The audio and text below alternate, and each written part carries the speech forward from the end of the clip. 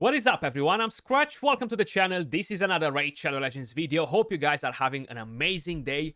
We are currently on the test server, guys. We're gonna have a quick, brief look at the new content. The main thing that I want to cover in today's video are champions that will see a massive value surge with the addition of the Cursed City. Now, there's no doubt that a lot of champions that have been vaulted for a very long time, or they haven't really seen much love from the community, will be coming out to play. The Cursed City, unlike the other content, will have restrictions on every single stage. Like, for example, you can only use rare and epics from these factions. If you go at the bosses, you can only use magic champions from these factions. So there's no doubt at the same time that this will cause some issues for a lot of people that don't have developed rosters. So that might be a slow grind for most of the people to build so many teams and defeat this. Now, I've already provided some feedback to Plarium. I would love them to bring in multi-builds. We have in Dragonair, for example, a QOL feature that allows you to swap gear from teams to teams just by clicking a button because you saved presets of teams. We will need something like this with all these restrictions and content that is constantly evolving, so we definitely need some massive QOL changes just to help and save some of the time, because this will be quite a bit of a time sink if not. And I haven't really fought the main boss yet, guys. He looks pretty awesome. I just went in with the team to find out what sort of speed and resistance he has. And you see, we do have different restrictions here as well. And yeah, you kind of need like the key things, okay, in order to defeat the boss. And that's kind of like what I want to cover in today's video. What are the key champions, key buffs, debuffs that you will need against Amias, okay? So that will be very, very important. The required accuracy on hard mode seems to be around 500, and when we're talking about speed, guys, is approximately 250 speed, or 230 if I'm not mistaken. I'm pretty positive that is 250 though. And that being said, let's jump over and talk about some champions that will be able to kick Amia's butt. Now, the very first thing that will see a massive value surge, guys, will be the protection set. And the reason for it is that you want to build your support champions, your buffers in this. That will reduce all the pressure that you gotta put on your team. Oh, I gotta bring a cleanser, I gotta bring this, I gotta bring that. You gotta worry about too many things. Now, of course, this is not 100% chance for it to be protected, but the boss won't be able to replace your protected buffs.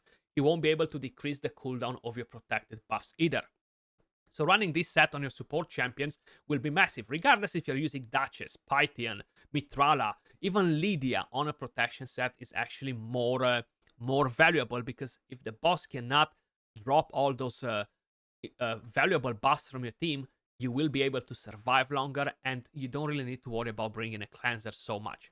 But you kind of need to have it at least on a 6-piece or a 9-piece to kind of like get the most value out of this, Not many sets will really give a lot of value at the moment. Defiant is definitely going to be very helpful to reduce the damage, even on your DPS champions. I don't necessarily think that going with raw damage will be the key though, but we're gonna have to wait and see what sort of things we're gonna come up with. Reflex is gonna be bad. Relentless, again, I feel like Relentless will see another massive value surge. I've seen that the boss rotates very, very fast, and having to keep up the step with the boss's skills, I feel like Relentless will be mandatory on some of the champions.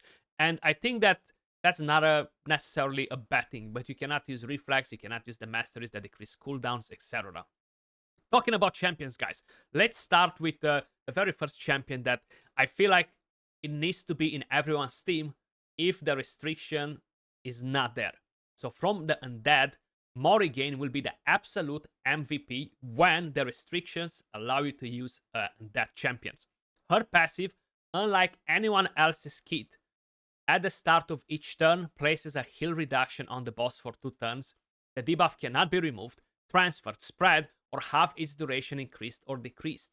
So that means that the boss will be stuck with this forever, okay? And the good part is that you need it, okay? You need heal reduction badly. Without heal reduction, I cannot imagine how somebody will be able to beat that boss, How I mentioned, I haven't done a full run on it to beat the boss or anything. I just checked a couple of things.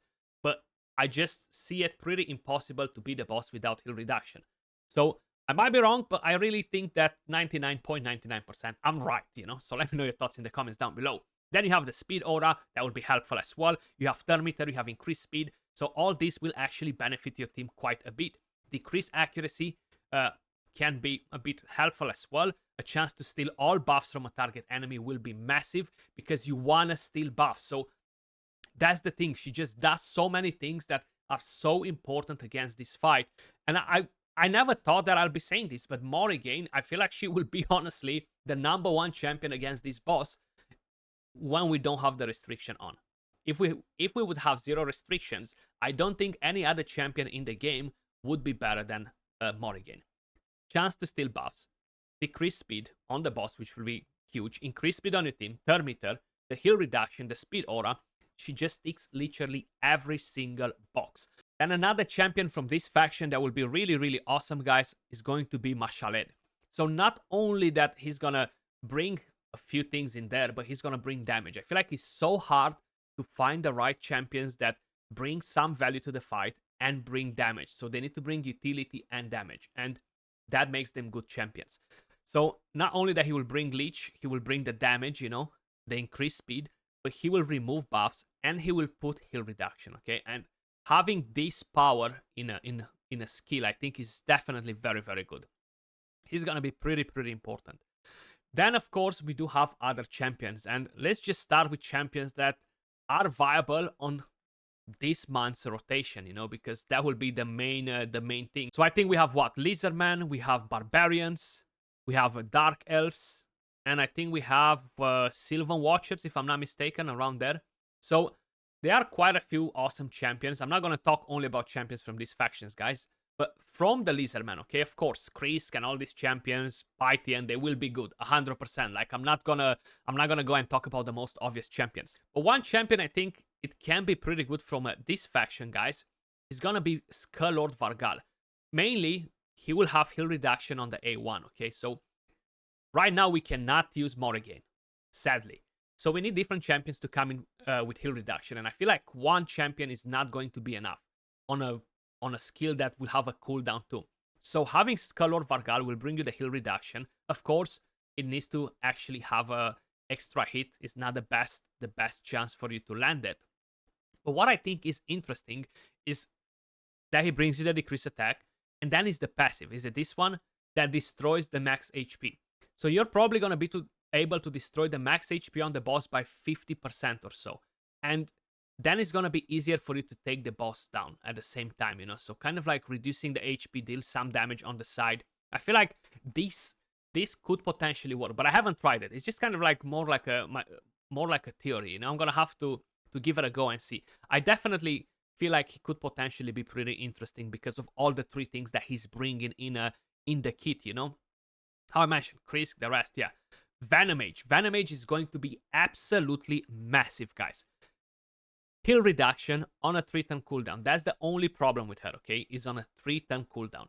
So that's why you kind of need to have somebody else with it, because this is not going to cut it. I don't think it's going to be enough. I feel like you need to have a champion with a basic skill that lands heal reduction at the same time. You're getting the damage reduction, which will be very helpful. Decrease attack, decrease defense if the enemy is under poison, which is good. And the A1 basically activates the poisons. Destroys the target's max HP by 75% of the damage inflicted if they are under a heal reduction. Now it doesn't seem to work. It doesn't seem to work because it never procced actually on that one run that I've done. I haven't seen any bars of HP moving, so it might not be working against bosses. But Venomage is definitely very, very, very solid. Moving over to the next champions that I kind of like have on my list from here, guys. The Dark Elves, of course, they are allowed to play this time around, and I feel like Mitralash is just a mandatory champion in there. Poisons with the A1, that means damage. Then you're gonna get Hex, which is not really gonna do anything, but you're gonna get the increased defense and increased attack on your team. So you're gonna do a bit of more damage. You're gonna have a bit of a better survivability. Cleanse, Strengthen, and Shield will be massive to help you in there. And I feel like the best build for her will be a protection set, specifically a 9-piece protection set. And the reason why I like her so much is that you kind of want to have resistance on your support champions, on your cleansers and the rest, so the boss cannot mess you up, you know? And it's just so much easier to get the stats on her and have resistance. So I really think she's going to be so, so strong. Lydia, guys. If the boss will have the Eclipse buff on, you're not going to be able to block his revive. He's going to revive, okay? So you need to have a block revive or time it very well when you're killing the boss. Not only that Lydia does that with a passive, but she brings you defense down, weaken, strengthen, and increase speed on the team. Then she brings block buffs on the boss, okay? So block buffs will be mandatory too, and to have a champion that strips buffs at the same time, you know? So I feel like this is going to be playing a very, very important role. I mean, block buffs might not be as mandatory, considering that you're not going to be able to block the Eclipse buff on him when he's changing forms. So maybe we're overvaluing a bit the block buffs. But that's something to be seen, you know? Anyway, you're using Lydia, so it's not like you're gonna get out of the way to build Lydia just because of this content. She's just too good not to use her, you know? Enemy max HP is not going to be a thing. I've actually read the boss's guide description there, so they've mentioned that the poisons will have a cap, like the enemy max HP, so that's definitely not a thing. Moving over to the next champion, guys. I feel like even though she's not allowed into play this time around, I feel like Whisper could potentially be a very, very good damage dealer. Not only that she's going to gain extra turns, but all these bosses will have a massive restriction on enemy max HPs. 5%, not even 10% like the other bosses. So enemy max HP are even less valuable against this content. And then you have Whisper, which probably is the #1 epic damage dealer for this boss. The passive gives you the extra chance to gain an extra turn, okay? Increases damage inflicted to bosses. That's going to be massive. And the rest of the kit, you know, grants the extra turn if you have defense down and weaken. Pair her with Lydia, for example, and just bang, bring in a lot of damage. She buffs herself. The weaken from the A1 and chuck her on a relentless. She's going to do wonders. I really, really think that she's going to be very, very solid when we're talking about damage, you know.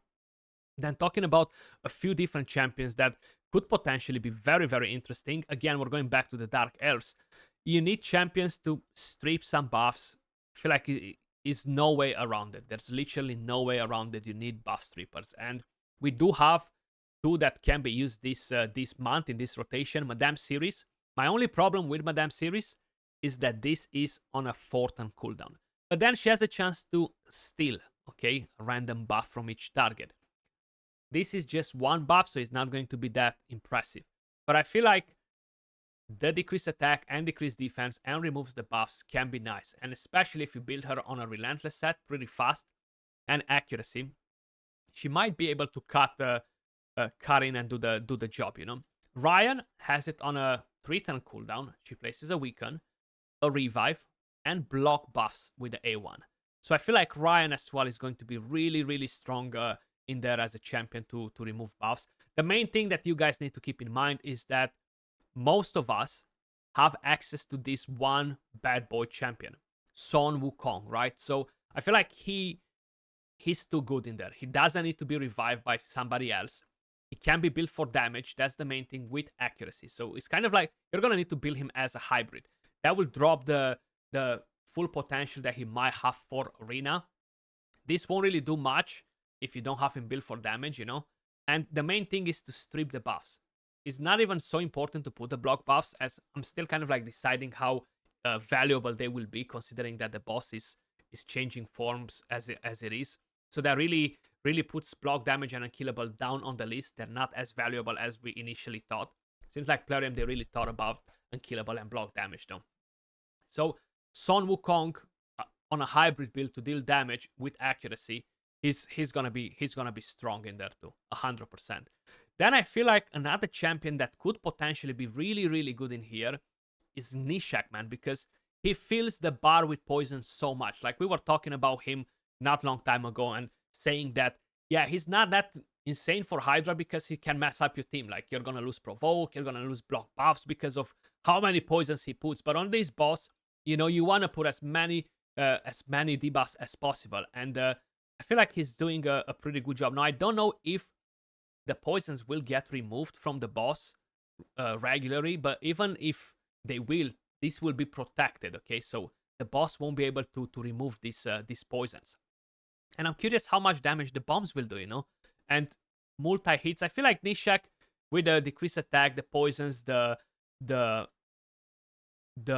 bombs as well. Sorry, I was gonna say HP burn for whatever reason. I think he's going to be a top damage dealer for this rotation. I think he's definitely gonna be pretty nice. And yeah, I'm gonna have to try him out. I think I might even have a 5-star blessing for him or something like that if I'm not mistaken. Then talking about another champion that I have on my list, I don't think we can use him on this rotation. I don't think we have access to Undead. But more to Makab, guys. More to Makab, he really brings in a lot of things, okay? Heal reduction with the A1, block buffs, and then you have this secret skill which blocks revive and brings a lot of damage. So the whole idea is that it's a bit easier to keep him alive, you know, and you are getting quite a bit of value from the champion. How I mentioned, there are not many champions that deal damage and bring some utility against this boss. The pool is actually pretty limited when we're talking about champions that do so many things in one kit. So I feel like Mortu Makab could definitely become a pretty interesting champion against this boss. But let me know your thoughts in the comments down below, guys. These are some of the champions that I really think that will be very useful in the upcoming content. Dragstar as well. I can guarantee you that Dragstar will see a massive value surge, and not because of this one boss, because of the multi-bosses, the duo bosses. His passive, he will be so good because of it. Trust me when I'm telling you that. So yeah, we have quite a few champions, and quite a few of them that I was not expecting. Like honestly, Morrigan, I feel like she's going to be so strong. I cannot wait to have that rotation to try it out. But that was all for the video, guys. Hopefully you enjoyed it and found it helpful. If you did, don't forget to smash a like, subscribe for more content, and I'll catch you all in the next video. Peace.